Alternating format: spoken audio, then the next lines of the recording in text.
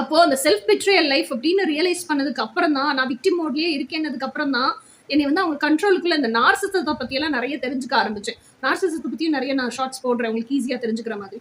So நிறைய தெரிஞ்சுக்க ஆரம்பிச்சப்போ அப்ப இவங்க எந்த அளவுக்கு என்ன மேனிபுலேட் பண்றாங்க, எந்த அளவுக்கு அவங்க கைக்குள்ள நம்மளை வச்சிருக்காங்க, எந்த அளவுக்கு ஒரு கைப்பாவையா நம்மளை வந்து ஒரு யூஸ் பண்ணிட்டு இருக்காங்கிறதுல எனக்கு புரிய ஆரம்பிச்சது. அந்த பிளைண்ட் லவ் போய் அவேக்கனிங் கண்ணெல்லாம் திறக்குது எனக்கு. அவங்க எப்படி எல்லாம் யூஸ் பண்ணிட்டு இருக்காங்கிறது ரியலைசேஷனுக்கு வருது. அப்ப ரியலைசேஷன் வந்தப்போ என்னால அதை ஜீர்ணிக்க முடியல, அக்செப்ட் பண்ணிக்க முடியல. But still it is okay. அப்போல்லாம் வந்து என்ன சொல்றது, அந்த டார்க் நைட் ஆஃப் தி சோலுக்குள்ள தான் இருக்கிறேன்.